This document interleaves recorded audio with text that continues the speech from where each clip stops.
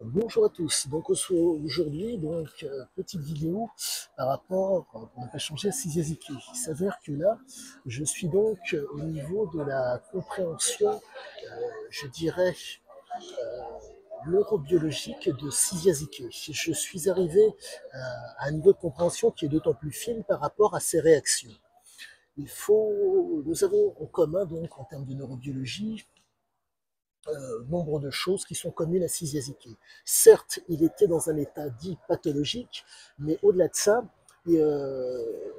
comment dire, comportement pathologique qui fait que il faut comprendre que compte tenu du fait qu'il est né à une période où, en 1949, où nombre de choses était, si je puis dire, complètement différent de ce que nous vivons actuellement. Comme je vous l'avais dit dans une précédente vidéo, le fait de récolter pour semer était une nécessité. Le fait d'élever la nourriture, en tout cas les animaux qu'on allait manger, était une nécessité. Sachant que le père est né en 1905 et que c'était donc un homme de la tribu des Labs qui se situe dans la région de Vlora, nous nous retrouvons donc avec un homme qui a été baigné dans qui a un patrimoine génétique bien spécifique. Il faut comprendre que, pour reprendre l'adage, avant les hommes, le lieu.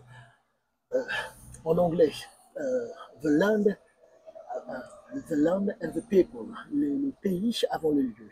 Ce qui veut dire que comme l'a pu me la faire, comme j'ai pu comprendre par le biais de monsieur David Velat. Je mettrai cette vidéo en description sur YouTube, pour ceux qui me suivent sur YouTube. David Velat, bref, était un terroriste qui entre guillemets, a sévi dans les années 80. Cet homme n'a fait aucun mort sur le territoire national français. Par contre, il a utilisé une idéologie, l'idéologie wahhabite, qui lui a permis d'être d'autant plus fort par rapport à une adversité. Et chose que que m'a fait comprendre ce cher monsieur Valat, il expliquait que suite à la guerre qui s'était pardonnez-moi, suite à la guerre donc qui s'était amorcée dans le territoire des Balkans, David Valat, jeune à l'époque, se disait que je ne peux pas laisser faire ça et il a voulu y aller et il a voulu entre guillemets de par sa jeunesse et de par sa fougue il a voulu faire quelque chose mais pour en revenir à cet adage que je vous disais avant pardonnez-moi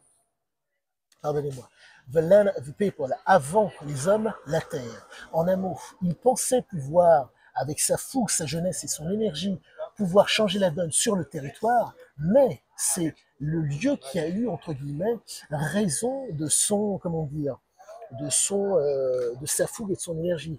Il a fallu donc qu'il s'appuie sur des éléments qui lui permettent de pouvoir faire face à l'adversité. Et la seule et unique façon pour lui d'y faire face, ça a été dans son cas de se convertir au wahhabisme. Et pour faire simple, il vous faut une approche idéologique adéquate pour pouvoir tenir. Ce qui veut dire que, quand je fais le parallèle avec Cyziazike, qui était donc un adepte des drogues, mais à la différence de, comment dire, il faut comprendre que, au-delà des drogues, le bagage génétique de Zike lui permet une latitude qui était sacrément conséquente par rapport à nombre de gens. Quand vous avez un père qui est né en 1905, donc le réfrigérateur, la nourriture, tout était entre guillemets, on devait aller chercher tout ce qu'il fallait pour pouvoir être bien. Ce qui fait que vous vous retrouvez donc avec un homme, un père de famille qui connaît la valeur de l'effort et comprend la valeur de l'effort. Donc, ce fameux père de famille a plus ou moins transmis le bagage génétique familial. Ce bagage génétique familial des labs fait que ce sont des gens qui sont, si je puis dire, bidules. Ce sont des gens qui ont pour habitude d'être autonomes et qui ont du mal à accepter d'être dépendants.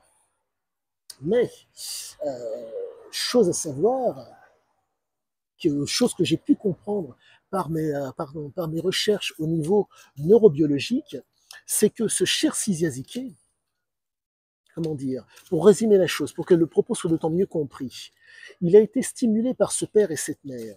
Ce père et cette mère, à la suite de ça, ont voulu, pardonnez-moi, vous avez eu donc pardonnez-moi, Seigneur, une sensibilité une sensibilité à l'adrénaline, mais à partir d'une certaine intensité, qui fait qu'il y a après ça transmission, réception, et après cette réception, vous avez donc les gènes qui s'expriment. Donc je vais essayer de simplifier au maximum mon propos pour qu'il soit d'autant mieux compris, et je pense que vous allez le comprendre. Pour peu quelle que soit votre obédience, partons du postulat que vous soyez d'obédience judaïque. Quelqu'un vous explique que cette personne, une personne vous faisant face, est une personne, un nazi. Cette personne va essayer de peut-être d'avoir un échange avec vous. Mais cet échange, cette médiation doit être transmise. Mais allez-vous recevoir les propos de cette personne? Ce n'est pas sûr. Donc, pour que mon propos soit encore d'autant mieux compris, et j'essaie de le vulgariser au maximum, une stimulation, les prédispositions sont présentes, étaient présentes chez Sizia Ziki. Ces prédispositions ont été stimulées. Mais fallait-il, dans le cas de Sizia Ziki, qu'il y ait une sensibilité? Cette sensibilité a pu être transmise, et à la suite de ça, elle a pu être reçue. Ce qui fait que vous vous retrouvez donc avec un profil, je dirais, particulier, qui fait que ce type avec des gènes des Balkans, fait que dans ce théâtre, comment dire, elles se sont exprimées pour moi au moment au moment des troubles au Maroc. Mais, petit mais, il faut comprendre que les gènes étaient, si je puis dire, réminiscentes. Chez les frères, chez les frères et sœurs, ça ne s'est pas exprimé. Par contre, chez lui, ça s'est exprimé. Donc, vous vous retrouvez avec un homme qui peut, qui peut disposer de ses capacités. Et c'est proprement génial parce que nous ne sommes pas face à un homme qui vous explique ce qu'il pense. Plus j'avance dans la compréhension du texte, moins pour moi, l'homme, ce n'est pas, l'homme ne fabule pas. L'homme ne nous dit pas voilà ce qu'il en est. L'homme nous présente réellement ce qu'il a été. Et pour moi, c'est vraiment de l'instruction en barre parce que depuis que je pratique cet homme, depuis que je pratique ces ouvrages, je ne me trompe pas. Je suis vraiment dans le juste à chaque fois. Et je ne dirais qu'une seule chose, merci à toi, Sizia Ziki, d'avoir laissé des ouvrages d'une telle qualité. Car je peux, en tirant sur le fil avec douceur et vraiment avec vraiment minutie, avoir quelque chose d'extrêmement qualitatif à transmettre à mon prochain. Je ne vous dirai qu'une seule et unique chose, lisez-moi cet ouvrage, lisez ces ouvrages, sachez-le, il n'y a pas un seul de ces ouvrages dans lesquels vous n'allez pas être atteint ou touché. Il s'avère que la particularité de Sizia Ziki, c'est que même parmi les, même avec les romans, il faisait en sorte, cette chose qui est proprement stupéfiante à mes yeux, il faisait en sorte d'y mettre une patte. Comment vous expliquer? Certains écrivent ce qu'ils pensent, ce qu'ils ont, ce qu'ils ont lu. Là, je vous parle d'un homme qui vous parle de ce qu'il a vécu. Donc, cet homme verbalise ce qui s'est passé dans sa vie.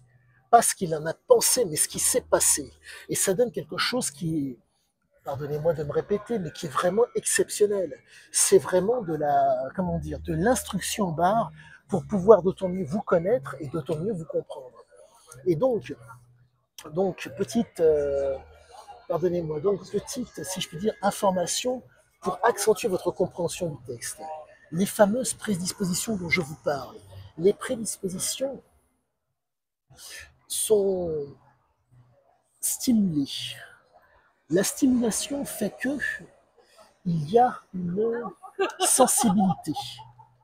Vous pouvez être stimulé et pas être sensible, mais dans le cas de Sizia, il était stimulé par l'adrénaline, et j'irais jusqu'à dire par la noradrénaline. Il s'avère que son choix le menait quasiment tout le temps vers des aventures à la marge. Mais dans le cas présent, chose qui va vous permettre d'autant mieux comprendre la chose, que les fameuses prédispositions étaient donc, pardonnez-moi, stimulées.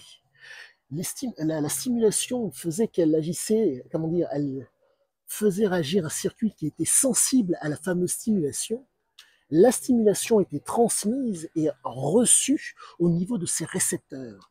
Ce qui fait que nous nous retrouvons avec un être exceptionnel, en tout cas un être de son époque, qui était en mesure de nous en apprendre énormément sur nous-mêmes et sur bon nombre de choses. Quoi qu'il en soit, je vais continuer, vaille que vaille, pour vous donner des éléments qualitatifs. Ah, j'oubliais presque, pardonnez-moi. Je vais quand même répéter pour le plaisir. Adrénaline qui monte, vigilance, noradrénaline qui permettent entre guillemets la sensibilité. Et dans le cas de Cisiazike, quand la sensibilité entre guillemets à l'adrénaline se faisait comment dire maximale, il était dans le plaisir. On est vraiment face à un homme qui était, pour moi, c'était un addict à certaines situations où il pouvait être un exploiteur à la marge. Car voyez-vous, c'est un homme qui ne cherchait pas à être dans la prédation ni dans la soumission. Impossible, comment dire, d'asseoir une autorité sur cet homme. Que ça soit un objet, que ça soit une personne, que ça soit, comment vous dire, par le biais d'un objet, par le biais de nourriture, impossible. Pour que mon propos soit d'autant mieux compris, il y a eu un passage dans Oro où il disait plus rien à boire, plus rien à manger, c'est pas un problème, plus rien à fumer, c'est pas possible. Ce qui veut dire que, compte tenu du fait qu'il a fait sauter le circuit de la récompense, manger et boire n'avaient plus d'utilité, mais par contre fumer était pardonnez-moi, une des choses qui était nécessaire. Ce qui veut dire que, au niveau donc noradrénergique, ça agissait au niveau de son organisme, et c'est pour ça qu'il réagissait de la sorte. Et voilà ce qu'il en est aujourd'hui de ma compréhension sur Cisiazike. Sur ces éléments sont peut-être disparates, j'espère que ça vous plaira, et quoi qu'il en soit, si vous avez besoin d'une quelconque, comment dire, de quelconque chose pour pouvoir d'autant mieux comprendre l'homme, n'hésitez pas à m'appeler. Bonne soirée et au revoir.